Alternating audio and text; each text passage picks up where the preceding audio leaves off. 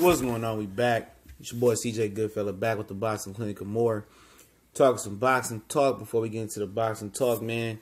Definitely appreciate everybody for supporting the page, but like if you got a lot of fake love and you ain't man enough to go around and say shit to people's faces, or go ahead and message me or something like that, and you acting like you a supporter but you're not a supporter and you want to sneak this, go ahead and unsubscribe from my page, dog. If you got a problem with me, just hit me up and let me know something.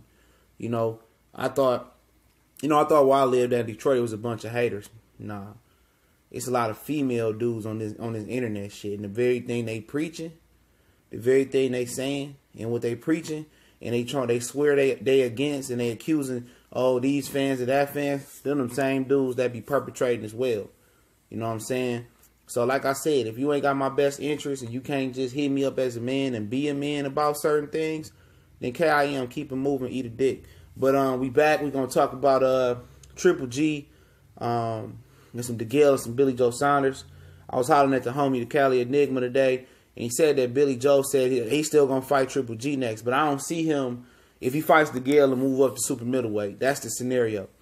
If he fights James DeGale and move up to super middleweight, I don't see Billy Joe Saunders coming back down. So, we was talking about a scenario on his live stream today that sparked this video, which was if Billy Joe Saunders does beat James DeGale, or if DeGale beats Billy Joe Saunders, my thoughts was they was going to go and make a big unification clash with the winner of the World Boxing Super Series tournament with George Groves and Callum Smith.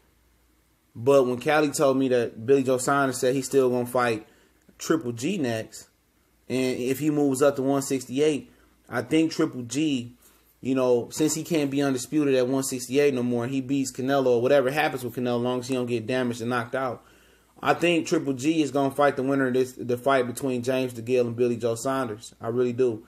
Because it's a lot of money in the United Kingdom from him. And, I think, obviously he don't want to fight his WBC mandatory.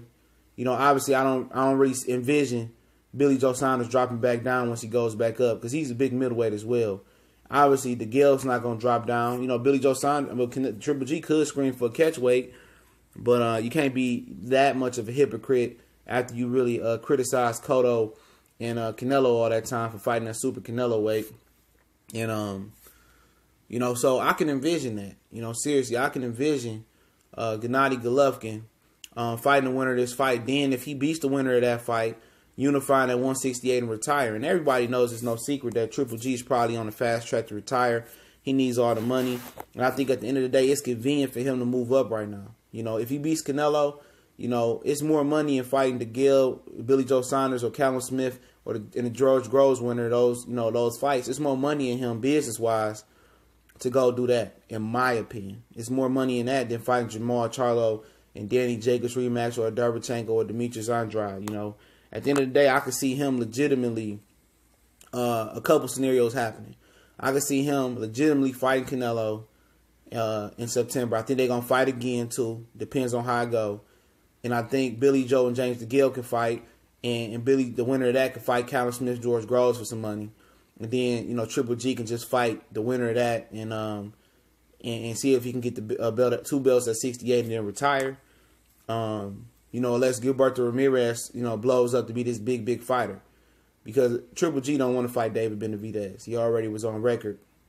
At least they was on record saying Alex Ariza, who's doing the physical strength and conditioning for David Benavidez, said they threw their name in the hat to fight Triple G May 5th. And they was told for Benavidez to shut up and don't embarrass Triple G like that or something like that, So, or I could see Triple G and Canelo fighting and win, lose, or draw, however it go. I think if Triple G loses, it won't be no rematch. He ain't going to be a fool again. I can see him moving up, fighting Billy Joe Saunders, then fighting the Callum Smith, or the Billy Joe Saunders, the DeGale winner, then fighting the Callum Smith and George Groves winner.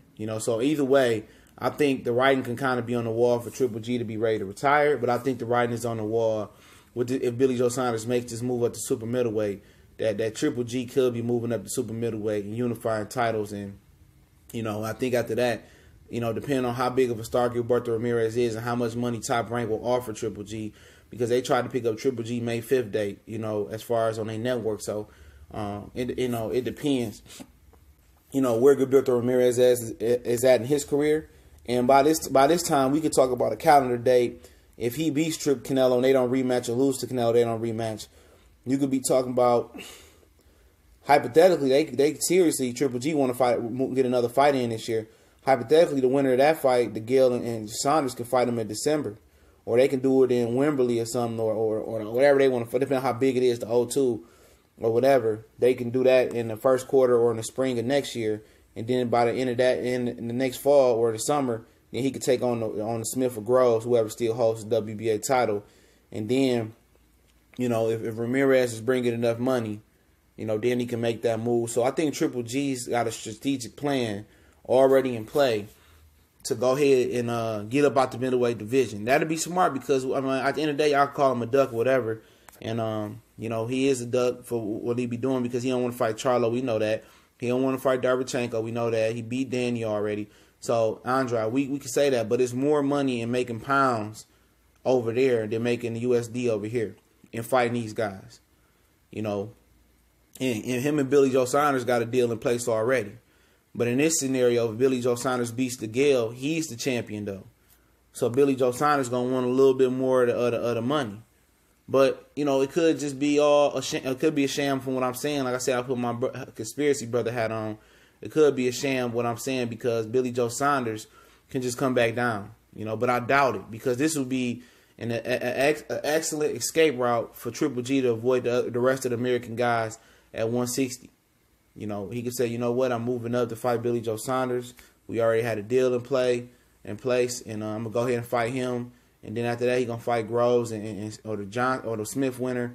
And then after that, he could retire, because his wife already asking him to retire. I did the video about a year ago, probably a year and a half ago, that his wife wants him to retire. You know, she tired of him fighting.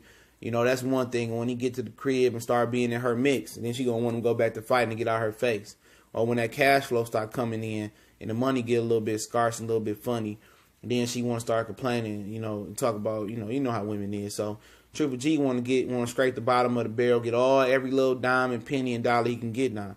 This is the retirement phase. This is the pension phase. This is the cashing out my 401k phase for Triple G. And I could totally dig it, dog. You know, seriously, man. From a serious point, there's no pensions, there's no 401k, there's no health benefits in this, man. And I could realize that you know what time it is for him. And it's time to make, you know, after Canelo, it's time to continue to put money in the bank and add on to his legacy. He'd be a 2-division, you know, unified champion if he completes this plan that I'm saying. And you got to respect it.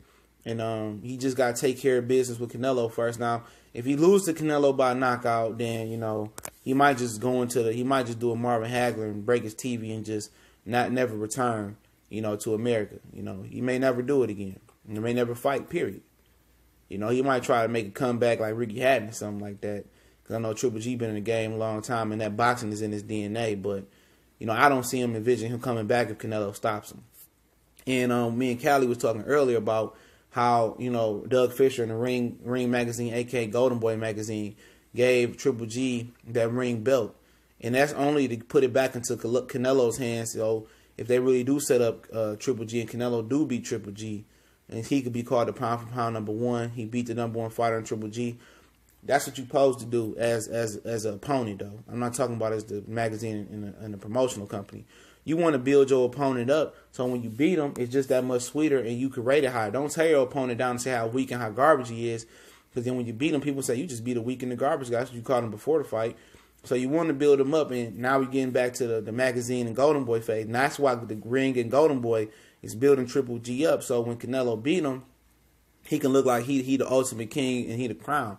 See, Billy Joe Saunders is his contingency plan is in place. He ready to get up out the middleweight because he don't want to fight the other American fighters. Triple G contingency plan is in place as well too. Even if he loses to Canelo on this controversy and whatever it is, he got a deal in place. He's still gonna fight Billy Joe Saunders, move up and get 2 more and try to get 2 more or at least 1 more belt. I think 2 belts at super middleweight in the plan. I say Canelo Alvarez, and that he gonna be left to deal with the Wolves and deal with the the Killers at 160, and I wonder what his contingency plan is. He talked about what Oscar flirted with him going to 168. We know that's gonna happen. Even Gilberto Ramirez say, I wish he would come up to 168. You know, because he know what's gonna happen. You see how small he looked versus Chavez Jr. He couldn't hurt a dead man in the ring. And Chavez Jr. He got tired from hitting a moving punching bag in Canelo Alvarez. So, like I said, that's another video in itself to see if Canelo really gonna step up, because nobody truly believed when he said that 80-20 split to Jacobs, that right there was indicative that he didn't really want to fight Danny Jacobs and Canelo Alvarez. You know, even in a purse bid, you get 25%. So that was a low ball offer. He really want to fight Gary Spike O'Sullivan. So if he beat Golovkin, or it's a close fight, he don't get knocked out, he gonna fight Gary Spike O'Sullivan in December, because he got to get them 2 fights in and get his money up. And then next year it'll be interesting if he beats Golovkin to see where he go from there. Does he try to fight Charlo? Does he give up the WBC belt and just, you know, reign the Ring magazine belt like he did before in the first Golovkin fight? And it'll be interesting. But like I said, Golovkin already got a contingency plan. You know, he can wait it out. If he beat Canelo, they want a rematch. Beat Canelo in May. He can let Billy Joe and DeGale, you know, the winner of that fight in September, if that's when they fight, you know, face the World Box Super Series tournament winner. They can unify. Then Triple G could just come up and beat the unified champion. So Triple G has already got an escape route out of middleweight and a good excuse. And like I said, he 36. He'll be 37 next year. So if you want to rematch Canelo again, or do a Marquez and just not fight you again and retire. But I really think he's going to become a 2-time, or try to attempt to become a 2-weight class champion at 168 pounds. I think that's what they lining up to do. It was interesting that the Cali Enigma Boxing Network, y'all go subscribe to the homie, told me that Billy Joe said he still was going to fight Golovkin next, but now he moving up. So that just means, in my opinion, and my conspiracy hat on, means that Golovkin is going to go ahead and move up and fight the winner of that one, or rematch Canelo, and he going to just, you know, try to get the winner of this fight and Callum Smith, George Groves, if they merge and fight. So it's interesting. The real plot is going to be how Canelo Alvarez moves, especially if he wins, or even if he loses. But how, if he wins and holds these titles, it's going to be interesting to see how he moves at middleweight and what he does. But like I said, it's the Boxing Clinic and more. Y'all know what it is, man. Definitely appreciate it on Facebook, Instagram, Twitter. Want to hit the PayPal link and donate. Definitely appreciate it. But sharing is the most important. Continue to share Facebook, Instagram, Twitter. Like I said, man, I ain't on here to make no enemies, dog. But I ain't gonna let nobody talk and sneak diss me neither. You know, at the end of the day, you know, if you don't like my channel, you got a problem with me, let me know something, man. The comment section, y'all say shit all day. Y'all know I ain't one of them channels that don't text or comment back or don't give you recognition. I hit you right back if you got a question. I'm down to network, but at the end of the day, this network shit getting old, man.